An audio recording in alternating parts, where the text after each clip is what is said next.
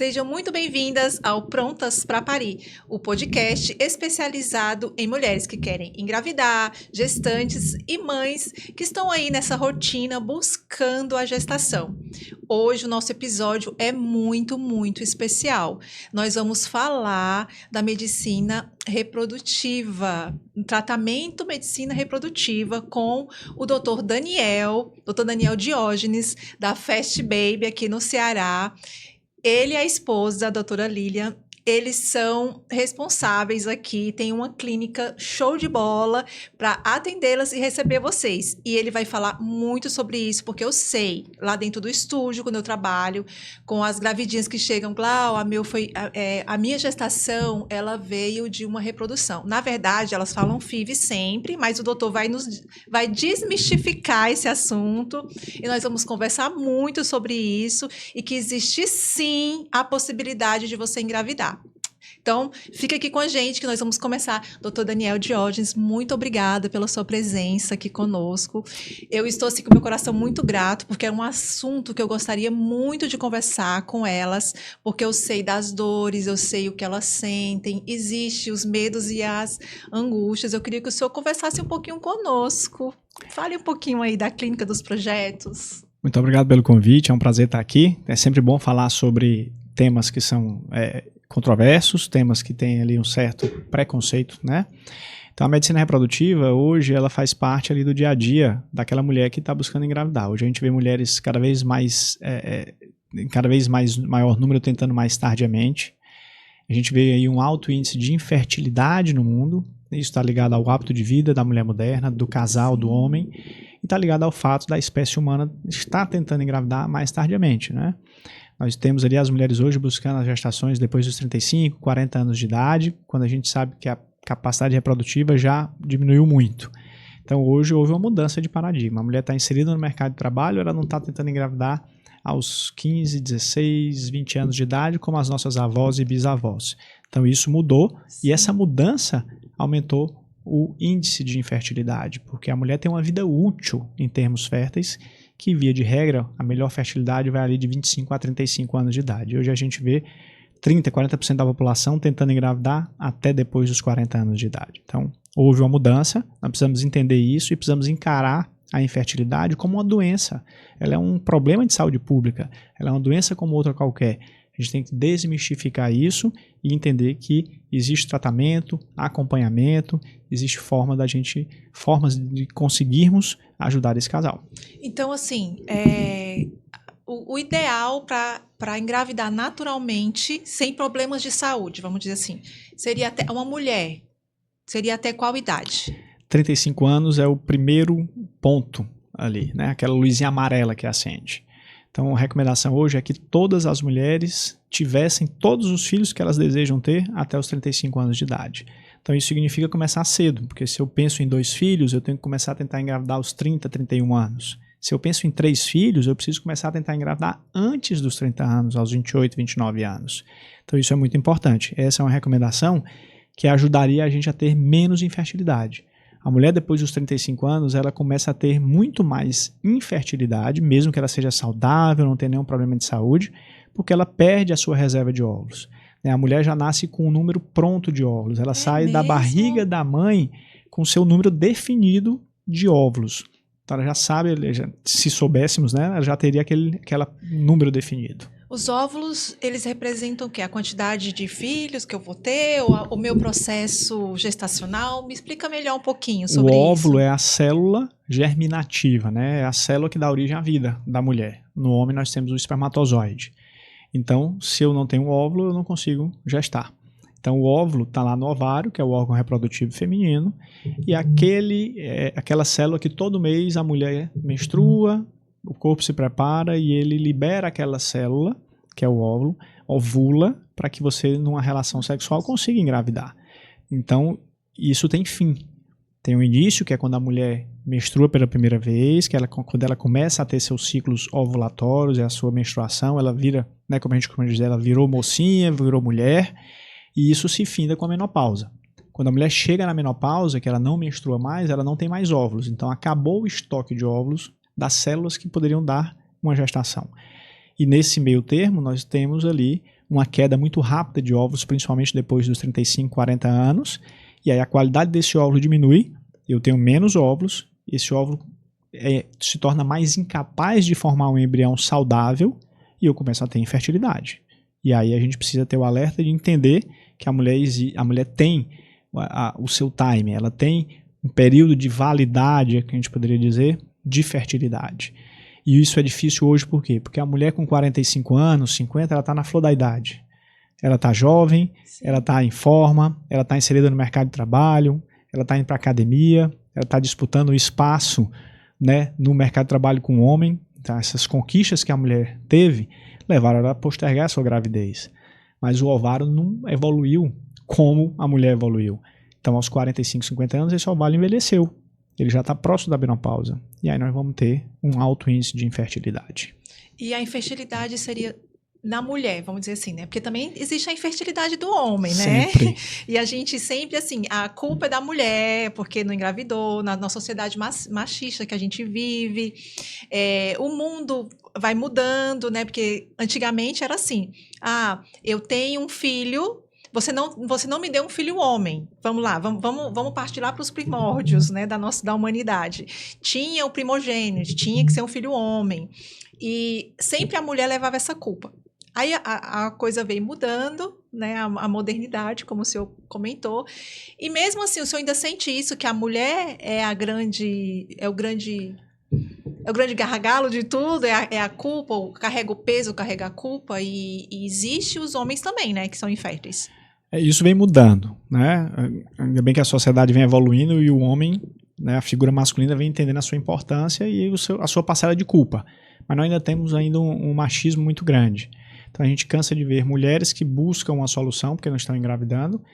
O homem não comparece à consulta, né? Quem engravida não é só a mulher, é o casal.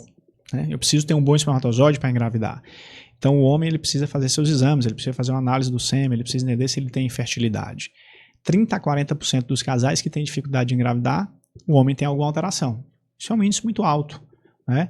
Então não se justifica ter esse preconceito, esse machismo, né? A sexualidade não está ligada à fertilidade. Se eu tenho um problema para engravidar porque eu tenho espermatozoides que são mais lentos, por exemplo, eu não deixei de ter virilidade, de ter, né, a minha masculinidade. E ainda se liga muito a isso. É muito associado. Muito Eles acreditam que eu não posso gerar filhos, então né? Logicamente eu não sou um homem, não isso, homem. Né? E aí você precisa vencer esse preconceito. Lembrar que isso é um problema de saúde, que a gente pode tratar como qualquer outro problema de saúde. Então isso vem mudando, mas ainda encaramos ali uma boa parcela dos homens tendo esse problema para encarar essa realidade. Aí fica mais complicado, né? E bem complicado. Bem complicado, né? Porque a gente precisa de dois, né? Para gerar um, precisa de dois, né? Então, e esse homem, ele tem que realizar seus exames, ele tem que compreender que desde o início ele precisa ser investigado. Ele é responsável pela formação desse embrião. Esse bebê, quando ele chega em casa, essa criança, quando nasce, ela vê os 50% do homem, 50% da mulher. Então, nós precisamos ter essa visão e, né, ter o peso de responsabilidade para cada um. Porque não depende só do óvulo, né? Não depende só do óvulo. Então, não significa, vamos colocar assim, não significa que o defeito está somente de maneira alguma. Na mulher, né? Se é que pode dizer que isso é um defeito, que eu acho que não. Porque hoje, como tem tratamentos para tudo, né? A gente consegue desenvolver e consegue, pelos índices que o senhor tem trabalhado.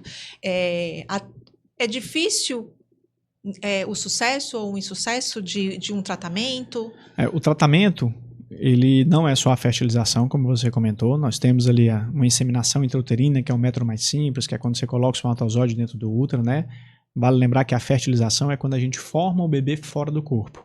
A gente retira o óvulo da mulher, junta com o espermatozoide fora do corpo, forma esse embrião, esse bebê, e depois coloca o embrião no útero. Na inseminação, um método mais simples, a gente coloca o espermatozoide dentro do útero no momento que a mulher ovula. E tem os métodos mais simples ainda, que é uma simples indução de ovulação, para a gente ter uma ovulação no dia que vai ter um chamado coito programado, para a gente ter uma assertividade maior. Então, a medicina reprodutiva ela não se restringe à fertilização in vitro.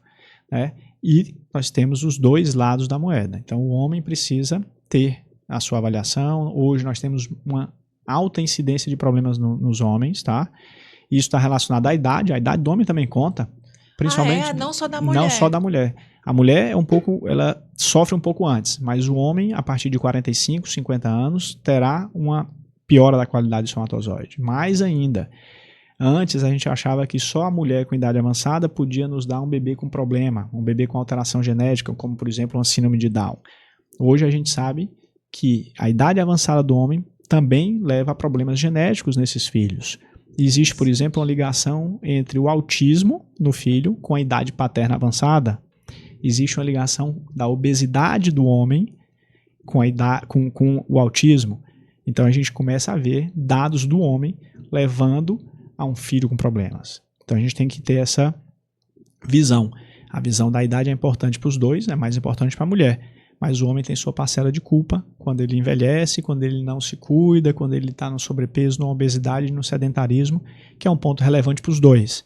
Os dois têm que ter uma boa saúde. A saúde fértil ela é um espelho da nossa saúde. Então nós precisamos estar bem para engravidar. Sim, era um ponto que eu ia chegar também. Na parte psicológica.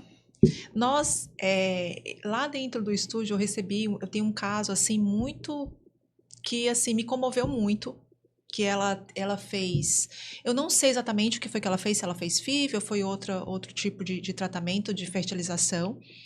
E ela disse, Glá, eu tentei 5 vezes e eu não consegui. Eu fiz 5 vezes e aí os médicos estavam me dizendo, olha, vai chegar um momento que a gente vai ter que parar porque a idade não permite mais, enfim.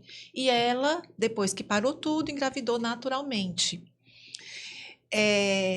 Como eu fico assim, eu imaginando o psicológico de tudo isso, porque investimos uma grana, porque é um tratamento que, como o senhor comentou comigo antes da gente começar aqui, que não tem apoio da rede pública, né? É totalmente financiado por nós, assim, pelo casal que quer ter que quer engravidar por meio de um tratamento.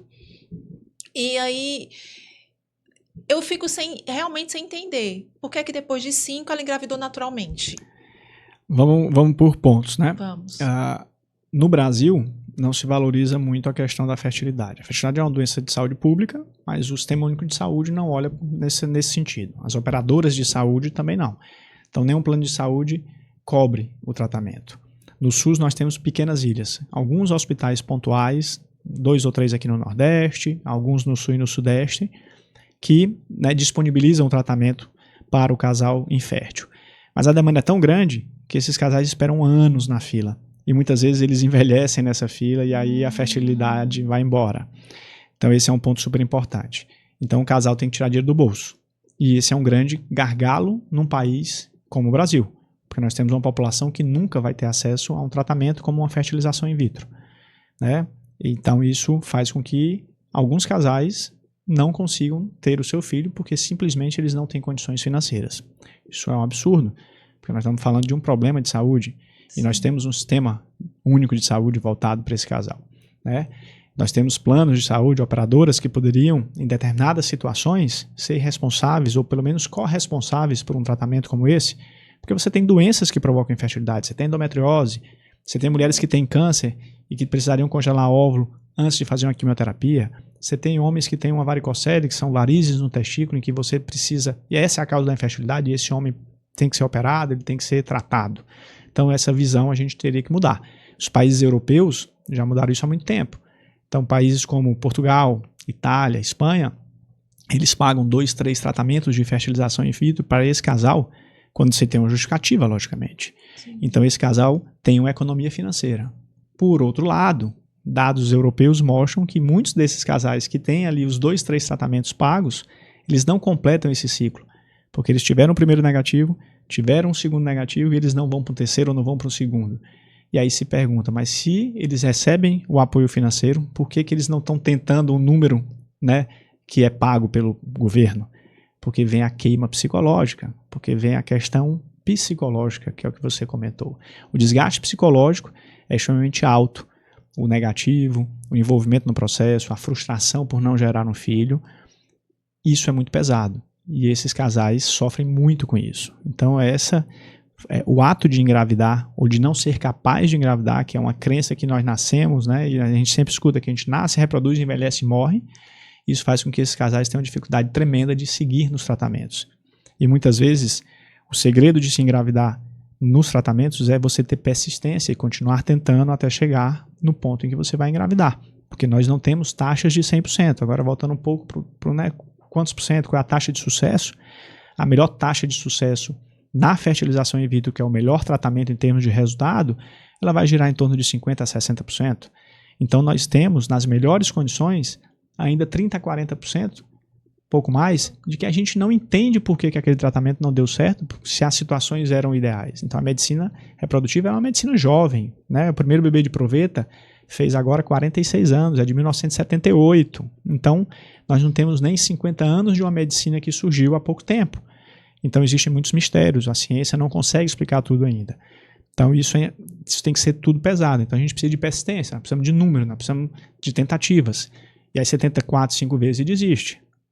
E por que engravida em casa? Por que engravidou depois? Talvez porque a queima psicológica, o estresse psicológico foi tão grande que impactou nos resultados do tratamento. E quando você desistiu e virou a página e falou, não quero mais ser mãe, vou buscar uma adoção, vou dar um tempo, e você parou de pensar 24 horas por dia no ato de ser mãe, de gestar, de engravidar, a gravidez veio.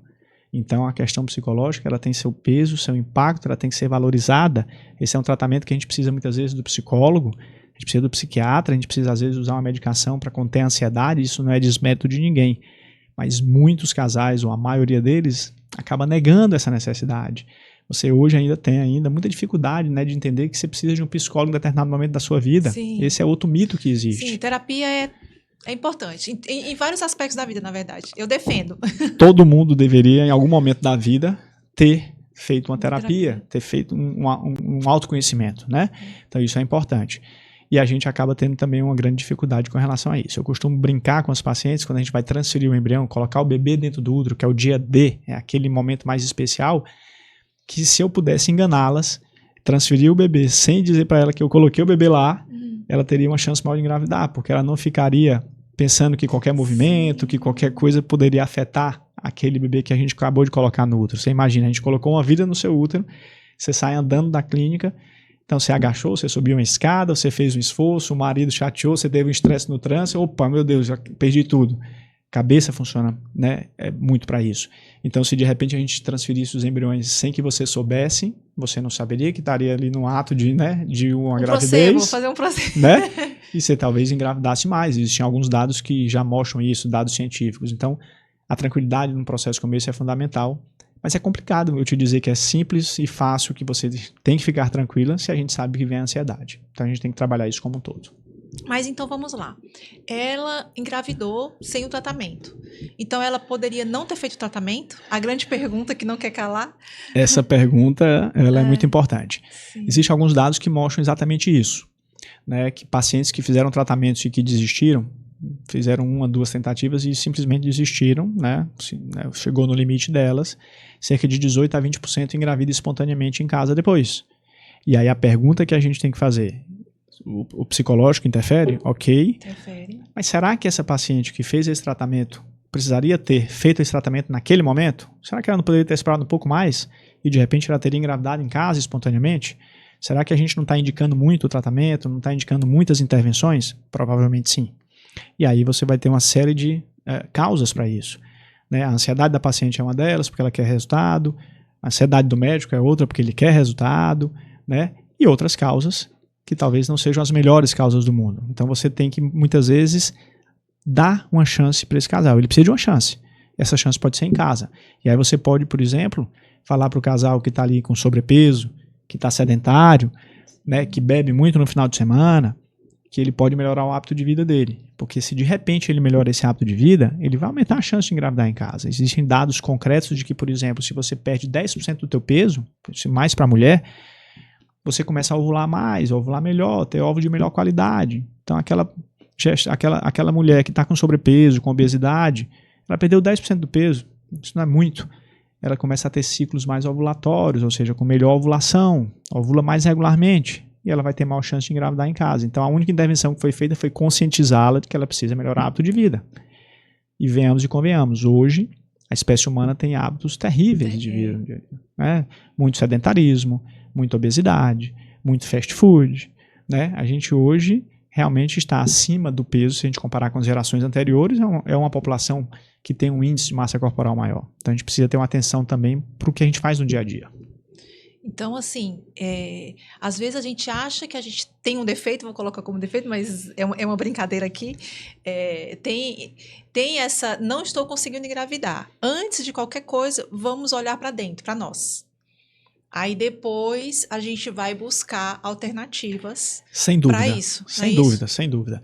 Então, assim, não consigo engravidar. Provavelmente, sim, você tem que fazer os exames, logicamente, pode ser que você tenha um problema, você tem pouco óvulo, você tem uma trompa fechada, você tem uma endometriose, que é uma doença muito comum, né, para quem nunca ouviu falar em endometriose, é aquela doença que provoca dor, aquela menstruação dolorosa, e que é a parte de dentro do útero, que é o endométrio, que sai dessa região e vai para o ovário, vai para o intestino, vai para a bexiga e provoca um processo inflamatório e realmente é uma causa importante de infertilidade. Mas você tem aquele casal que não tem uma causa impactante de infertilidade, ele tem hábito ruim. Pronto, é isso. Né? E aquele casal, se ele começa a se exercitar, se ele come melhor, se ele diminui a ingestão de açúcares, de gorduras, e se ele melhora o seu perfil no dia a dia, se torna mais saudável, a sua fecundidade, que é a sua chance de engravidar em casa, aumenta. Então, essa deve ser sempre a primeira linha de ação para qualquer casal, independente se ele tem um problema mais grave. Ele precisa melhorar o hábito no dia a dia. Isso vai ajudar não só a gravidez em casa, isso ajuda lá na FIV, na fertilização in vitro, isso ajuda lá na inseminação, isso melhora a qualidade do espermatozoide, melhora a qualidade do óvulo para que esse óvulo seja fecundado. Então, a gente precisa falar para o casal, olha, ok, você vai para uma fertilização, por exemplo, mas você pode melhorar o resultado da tua fertilização se você está fisicamente melhor. Então, isso tem que ser valorizado. Certo. Então, assim, mudança de hábito, constância e persistência para um bom resultado, é isso? Sem dúvida. Sem dúvida, né? E não persistência, não desistam. Não desiste, né? Porque às vezes não é na primeira vez, né? Às vezes você tem que passar por um processo. Eu brinco e falo, tudo que a gente quer realmente, a gente passa por um processo e não é um processo fácil. E é tudo na vida, eu acho que não é só o fato do gestar, de você querer uma gestação, porque depois que você conseguiu aí o tão sonhado gestar, conseguiu, seja qualquer um dos tratamentos para a reprodução humana, que conseguiu, ela vai passar por todo o processo do gestar. Não acabou aí? Não acabou, não é isso? Não acabou. Não adianta a gente ter um teste de gravidez positivo se a gente não tem um bebê saudável em casa. Então, durante a gestação, eu posso ter um diabetes gestacional, eu posso ter uma pressão alta, eu posso ter problemas de desenvolvimento da minha placenta, do meu bebê, se eu estou comendo mal, se eu estou acima do peso, se eu estou comendo muito açúcar, se eu ingiro muito sal na minha alimentação.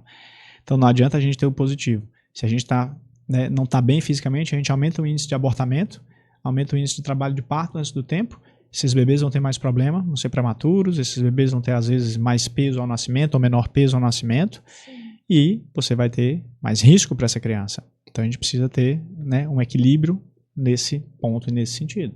Isso é fundamental, né, doutor? Fundamental. E às vezes a gente fica assim, quer tanto uma coisa, mas não quer abrir mão daquilo que está impedindo de você seguir. Você tem que abrir mão, você tem que fazer escolhas. E muitas vezes o que a gente escuta no dia a dia é assim, eu não tenho tempo para o exercício. Não dá porque eu trabalho, né, o dia inteiro, então eu não tenho tempo para me exercitar. E aí eu costumo sempre brincar, isso é uma questão de prioridade. Engravidar, ter um filho é uma prioridade sua? Se for, você tem tempo. Né? Exatamente. E às vezes a gente vê casais jovens, 30 anos, 35 anos, obesos, sedentários.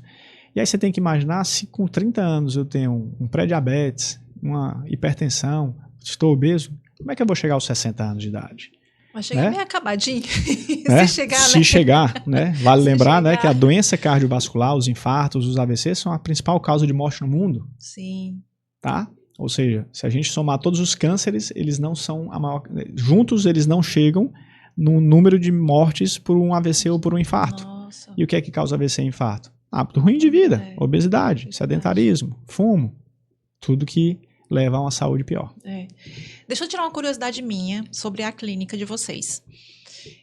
Vocês acompanham até o parto, não? Ou faz o acompanhamento da gestação inteira, faz a fertilização e vai até o final de receber o bebê ou não? Via de regra, as clínicas de medicina reprodutiva, né, a gente obtém o sucesso da gravidez, acompanha o casal até o 3º mês, que é período mais crítico de perdas gestacionais, e depois disso ela vai para o seu obstetra. Ah, certo. Vocês indicam. Existem obstetras, né, que trabalham com a clínica ou trabalham com os médicos de fertilidade, e você vai mandar para os seus parceiros. Ou ela já tem até o obstetra, que era o ginecologista dela ali de toda a vida, então ela vai para o seu. Mas o Centro de Medicina Reprodutiva, ele trabalha especificamente com o ato de ajudar esse casal a engravidar. Ah, certo.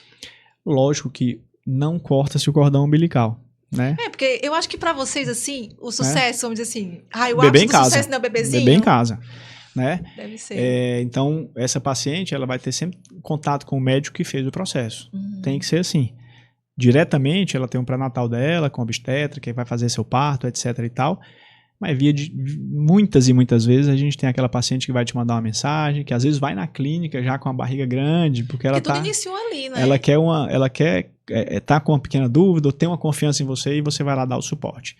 Mas hoje a medicina, ela é uma medicina mais específica, especializada, e quando você se especializa muito em uma área, você acaba que não consegue ter tempo para se dedicar a uma outra área. Porque já é um volume grande também. Já é um volume maior. Então eu até brinco, eu já fiz muito parto na minha vida, tá? Já fiz muita cesárea, muito parto normal, mas o último parto que eu fiz foi da minha filha, já tem 10 anos. Olha ali, isso. Né? Já tô longe, né? Então você vai perdendo um pouco, porque você não está estudando mais aquilo. Então, à medida que você não se atualiza em um determinado segmento, você vai tendo dificuldades. E isso é bom para o paciente, porque você tem um especialista para determinado problema. Então é aquela pessoa que está estudando especificamente aquele problema que você tem naquele momento. É como um ortopedista, por exemplo, que é especialista em mão. Ele só vai operar a mão. O de joelho só opera o joelho. E isso, por um lado, é muito importante, porque você sabe que você vai ter o melhor tratamento. Tá? Lógico que você tem que ter um grupo que te cerca, com bons obstetras, no caso específico que nós estamos falando, para que você tenha um obstetra que você pode, em uma situação em que você tem uma urgência ou uma emergência, ter comunicação direta com o médico. E esse é o objetivo. Esse tratamento, a gente já comentamos aqui que poder público é mais complicado, né? Ou não existe, ou não tem, mas é muito caro, doutor, assim, vamos lá, não é nem caro, vou reformular a pergunta. Porque caro e barato é uma coisa que a gente sabe que é relativo, né? Mas o valor financeiro, que eu estou falando financeiro, para esse tratamento, considerado nos padrões que nós temos hoje aqui no Brasil. Vamos focar aqui no Brasil. Como é? É relevante? Alto? Eu costumo ser muito direto, né, e transparente. Sim. É caro. É caro. O processo que vai ter um custo ali médio em torno de 15, 20 mil reais, isso não é barato. Não para os padrões de um país como o Brasil. Você vai ter uma boa parte da população que não tem acesso. Eu estou te falando ali 15, 20, quando a coisa transcorre de uma vez só, que você consegue, né? Que você engravidou na primeira tentativa, porque à medida que você vai fazendo o processo, esse custo vai aumentando. À medida que você precisa de intervenções, esse custo vai aumentando. As medicações não são baratas, né? E o processo é caro, por N motivos, né? Primeiro, porque você tem ali poucas pessoas que fazem um processo como esse, ou que tem ali uma clínica de medicina reprodutiva. Montar um centro, um laboratório de medicina reprodutiva é caríssimo. Todos os microscópios, o meio de cultura, tudo que se usa vem de fora do país. Então nós temos um custo de importação que é o custo Brasil, é aquele conhecido custo Brasil para tudo. Então tudo torna mais caro. Então é aquela coisa, eu compro um carro no Brasil por quanto? Quanto é que custa esse carro fora do Brasil, nos Estados Unidos, por exemplo? É muito mais barato, porque você tem um custo do imposto. O país Brasil é um país que tem uma carga tributária imensa. E isso está lá junto no que a gente faz, porque vem tudo de fora, então é tudo dolarizado. Então a moeda também não ajuda, né? Mas é um processo caro. Ele poderia ser melhor? Existem formas de tornar esse processo mais barato? Existem. A medicina hoje ela trabalha para isso. Você pode hoje, por exemplo, reduzir o preço de um tratamento pela metade quando você doa óvulos, né? Hoje, uma mulher jovem que tem uma boa quantidade de óvulos pode doar uma parte dos seus óvulos para outra mulher de forma anônima, e ela reduz uma parte do custo. Aqui tem isso no Brasil? Os doadores? Isso é permitido, desde que você não tenha um vínculo financeiro. Eu estou te doando meus óvulos, não te conheço, e você vai pagar uma parte do meu tratamento. É o que a gente chama de doação compartilhada de óvulos. Entendi. Isso, né, faz parte ali do que nos rege. né, da resolução que rege a medicina reprodutiva no Brasil. Então isso reduz muito, mas eu preciso ter bons óvulos, ser jovem, ter boa reserva de óvulos, e uma boa parte das mulheres não tem isso. Ok, vamos para outra solução. E doadores também, será que tem muita gente que se dispõe a isso? Tem muita gente muita que se dispõe. gente? Ah, que bom. É uma coisa que a gente já, né, é um mito que já foi quebrado. Mas vamos supor que eu não tenho óvulo para doar, mas hoje eu posso ter uma amiga, uma prima, uma parente que vai doar, vai fazer um processo para doar em paralelo ao meu, para doar para outras mulheres, e eu assim mesmo reduzo o custo. Então você tem formas de fazer isso, e muitas vezes a população ela não chega aí à clínica porque ela acha que não tem dinheiro. E ela está certa, mas ela precisa entender que existem alternativas. Nós hoje temos protocolos para estimular o ovário com o uso de menos medicação, que é o que a gente chama de mini-FIV, ou uma mini-fertilização in vitro, e que em determinadas situações você usa menos medicação e você reduz o custo de remédio, que é caro também, e você consegue ter o mesmo resultado final em termos de número de óvulos e embriões. Então você reduz ali, por exemplo, você tem uma ideia, de medicação se gasta ali em torno de 6 a 8 mil reais num processo convencional. Você pode gastar 3 mil reais. Isso, logicamente, que tem que ser avaliado pelo médico, tem que ser organizado. Mas existem alternativas para a gente reduzir esse custo. Lógico que se nós tivéssemos o apoio do governo, do Sistema Único de Saúde, das operadoras de saúde, nós conseguiríamos dar acesso a mais pessoas. Né? Nós provavelmente, no Brasil, tratamos 30% ou 40% no máximo dos casais inférteis. Nós vamos ter ali, né, 70% que a gente não consegue atingir. Porque mesmo melhorando o custo na doação de óvulos, e vamos lá, reduzindo o custo de um processo para 8, 10 mil reais, isso é muito dinheiro para uma boa parte da população, concorda? Sim. Nós temos aquela população que ela ganha um salário mínimo. Nós temos o trabalhador que ele trabalha de sol a sol porque ele precisa comer. E a economia não ajuda. Então, como é que essa pessoa vai ter um filho para ter um custo com o filho, um custo com o tratamento, se ela está trabalhando para se alimentar? Ela está trabalhando para ter um teto onde dormir. Então, a gente precisa pensar e repensar em tudo isso. Na dinâmica que esse país hoje tem, nessa dicotomia que existe, isso afeta o nosso dia a dia e afeta quem está querendo engravidar. Mesmo porque, assim, às vezes eu brinco, a população mais carente, às vezes, são as que elas têm mais filhos, né? Mas essa população que tem mais filhos, nós temos por quê? Porque essa população, ela começou a ter atividade sexual cedo, Sim. Não que a população que tenha mais poder aquisitivo não comece. Mas eles se protegem mais. Mas ele teve acesso ao anticoncepcional, ele teve acesso ao ginecologista, ele teve acesso ao médico para dizer se vai usar uma pílula para não engravidar precoce. E a população que não tem acesso. Não tem acesso nem à informação, né? Imagina. Então ela engravida mais cedo. Então ela começou a tentar muito cedo. Então ela vai ter muitos filhos. Ela não tem a orientação. Aí é um outro problema de saúde pública. Aí a gente já vai entrar aqui em outras vertentes, tá. Né? Mas, doutor, assim, vamos lá. Quando... Eu fico pensando assim, se eu tivesse que procurar, sabe? Como seriam os meus medos, os meus anseios? Eu acho que eu ia chegar lá no consultório assim, vai dar certo, né? Tipo, eu já ia chegar com expectativa muito alta. Existe casos e casos, algum caso que o senhor possa contar, não precisa citar nomes, mas só para dizer assim, olha, ela fazia coisas, por exemplo, eu vou contar de mim. Quando eu estava grávida, eu não me abaixava, porque eu tinha na minha mente que eu ia quebrar meu filho. É as loucuras da gestação, sabe? Os surtos.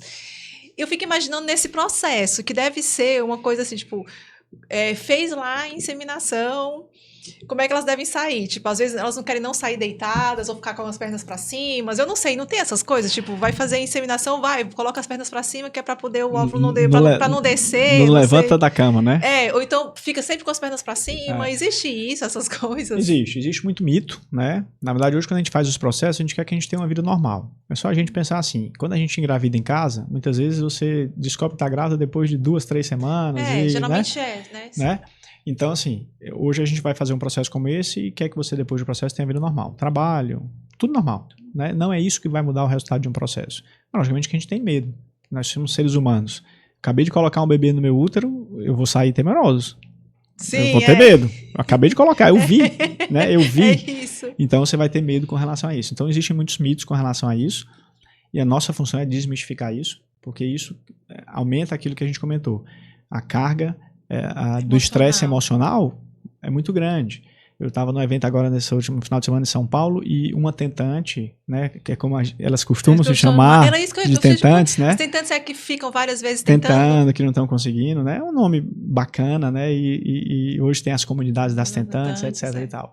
E ela, depois de uma aula, foi convidada para esse evento e ela foi contar a experiência pessoal dela. E ela falou assim, ó, o pior momento foi quando eu coloquei o bebê e eu tinha 2 semanas para esperar o teste de gravidez, porque é isso que se espera, em torno de 10 a 14 dias. E ela falou, foram os piores dias da minha vida. Aquilo é um tormento, porque era só eu e meu marido. Muitas vezes você não contou para ninguém, né? Tem pouco contato com o médico depois daquilo e fica na expectativa. Será que deu? Será que não deu? Será que deu certo? Será que não deu certo? Então, o estresse, ele tem o seu impacto muito forte nisso. Por isso que a gente precisa trabalhar, ter uma equipe multidisciplinar, né? E ter um acompanhamento interessante, não só do médico, mas do psicólogo, de uma terapia alternativa, uma acupuntura, vai pro yoga, né? Às vezes eu até brinco, ó, pega o cartão do marido, vai pro shopping, vai gastar o dinheiro do marido para relaxar um pouco, né? Porque isso é interessante. Então, quanto mais tranquilidade a gente tiver nesse momento, melhor pra gente, melhor pro ato de engravidar. Então, os mitos, assim, quando eles vão em consulta, o senhor explica tudo, fala o que pode acontecer, o que não pode. Existem dados curiosos ali, você me perguntou, um caso em que você via que você estava fazendo alguma coisa errada. Então, por exemplo, hoje, a gente tem muito casal que tem um hábito sexual. A gente falou muito de hábito de vida, mas tem hábito sexual ruim. O que é um hábito sexual ruim? Pouca frequência sexual. Então, tem 2, 3 relações no mês. Hoje a recomendação é você ter 3 atividades sexuais por semana, pelo menos, para você ter uma boa chance de engravidar em casa. Tem aquele casal que usa o lubrificante porque a coisa fica tão mecanizada que a mulher não tem conforto ou prazer na relação. E aí usa o lubrificante. Só que os lubrificantes, na sua maioria, podem ser ruins para o espermatozoide. Né? Tem a maioria. Tem alguns que não tem problema, mas a maioria, principalmente os à base de água, são ruins. Lentifica o espermatozoide, mata o espermatozoide. Tem aquela mulher que termina de ter atividade sexual e sai correndo pro banheiro para botar a duchinha lá. E aí naquela ducha ela já mudou tudo que tinha lá na região vaginal dela, que era o espermatozoide, que era toda a microbiota dela, né? Que é todas as bactérias que são os lactobacilos, tudo que é bom, tudo que é bom ali naquela região, e ela tira. Então tem vários mitos que são ruins para a busca por engravidar. Hoje a gente sofre muito com os apps de ovulação. Ah, não, eu chequei aqui no meu app e eu ovulo, então todo mês, no dia que o app está dizendo que eu ovulei, eu estou tendo relação naquele dia. Tá errado? A melhor relação para engravidar é a que acontece 24, 48 horas antes da ovulação. E nem sempre o que o app vai dizer é verdade, porque nós não somos uma máquina. Né? O app vai fazer um cálculo baseado nos ciclos da mulher, etc. e tal. Mas mesmo que você tenha ciclos bem regulares, a cada 28 dias, você vai ovular uma vez no 12º dia, outra no 14º, às vezes no 10º. Às vezes teve um estresse e isso posterga um pouco a ovulação, só ovula no 20º dia do teu ciclo. E nós estamos perdendo a janela certa para engravidar. Então hoje a gente sabe que quando você ovula, esse óvulo tem uma vida útil melhor para receber o espermatozoide de até 6 horas. É muito pouco tempo. Não que ele não receba depois, ele pode, mas a melhor chance dele ser penetrado pelo espermatozoide são as 6 horas depois da ovulação. Então, por exemplo... Isso o app não vai dizer para você, Não vai né? te dizer, né? Por isso que você tem que ter frequência alta, porque é tentativa, né? Tentativa. Porque se eu tenho uma frequência alta, eu sempre vou ter espermatozoide lá no meu útero, na minha trompa, esperando esse óvulo que ele vai vir, né? Então, se eu tive relação sexual 48 horas antes, 24 horas antes de uma ovulação, na hora que eu ovulo, o espermatozoide está lá na trompa esperando esse óvulo. Então, eu ovulei e tem lá. Se eu não tive relação, ovulei hoje de manhã, chequei, o app disse que eu ovulei hoje de manhã, e eu vou ter relação com meu marido hoje à noite, se passaram 8 horas, o melhor momento daquele óvulo já foi. E aí nós estamos errando de então, indicar. A melhor né? coisa é procurar um especialista, né? A melhor coisa é sempre ter uma orientação. Uma orientação, né? de um especialista, alguém que... Lembrando que o especialista não necessariamente é só o médico que é especialista em medicina reprodutiva. O ginecologista é o médico de porta de entrada dessa mulher. É o ginecologista que acompanha ela desde a primeira menstruação, que passou a pílula lá atrás, que fez suas prevenções. Esse médico, ele sabe te orientar. Então, a primeira coisa, você vai no teu médico, que é quem você confia. Se esse médico identifica um problema, está tendo uma dificuldade, você vai para o especialista de medicina reprodutiva. Ou se você não tem confiança suficiente, você busca um especialista. Mas o médico ginecologista é o parceiro dessa mulher. E aí... Vamos nos cuidar, viu, meninas? Vamos nos cuidar. E vamos atrás, doutor. Eu amei aqui o bate-papo.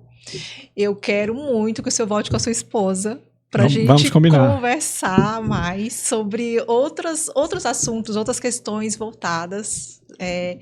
Gostou aqui do nosso bate-papo? Muito bacana, muito tranquilo, né? Muito obrigado pelo convite. Vamos combinar de voltar, porque a medicina reprodutiva é um mundo. É um mundo.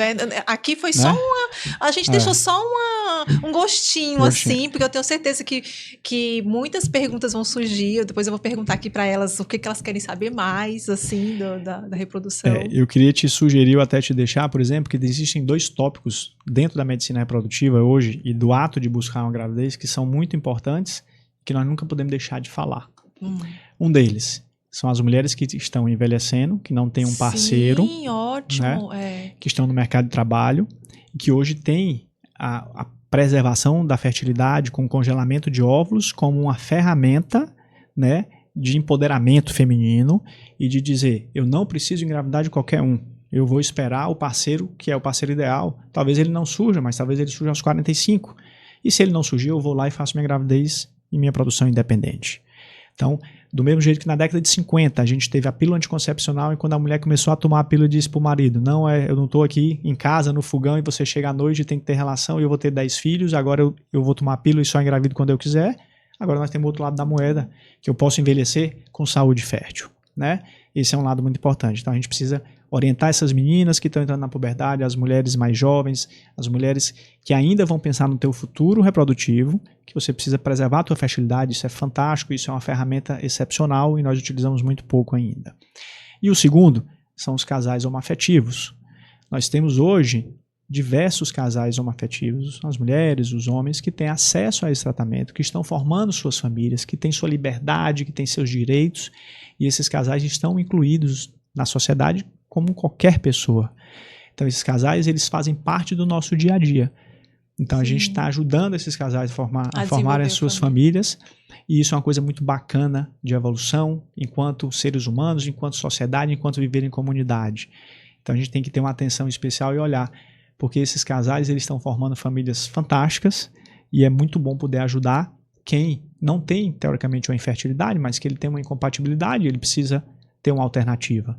Então isso é uma coisa muito crescente, muito comum, faz parte, né, de toda essa evolução que a gente está vendo, e a gente tem que dar atenção, valorizar, não pode ter preconceito algum com coisa alguma, né? Nós estamos numa época em que a gente tem que ter todas as aberturas e o preconceito não tem vez.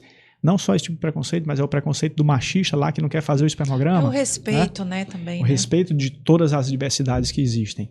Então a gente tem que acabar com o preconceito, tem que abrir a nossa mente, nosso coração para todas as formas e todas as oportunidades que nos surgem e ajudar a quem a gente pode ajudar. É isso aí. Gostei muito! Obrigado. Gostei muito, muito mesmo. Foi um bate-papo muito bacana. E vamos combinar para a gente voltar aqui. Vamos sim, sem dúvida. Tá, gente, esse episódio aqui foi muito... O episódio de hoje vocês não podem perder. Prontas para parir.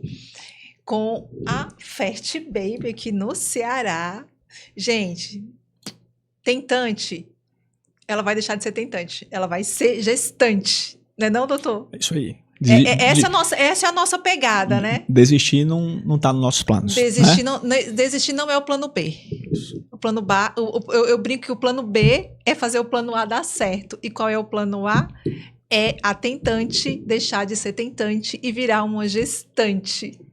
Ótimo. Estamos aqui para isso, né? Sem dúvida. Muito obrigada. Obrigado, eu que agradeço. Deixa eu só deixar aqui o Instagram. Pode colocar eu vou deixar aqui as redes... Gente, eu vou deixar aqui as redes sociais aqui da Fert Baby, do Dr. Daniel. Quem quiser, olha aí, que lindo. Eles fazem um trabalho incrível aqui em Fortaleza. E sigam nas redes sociais.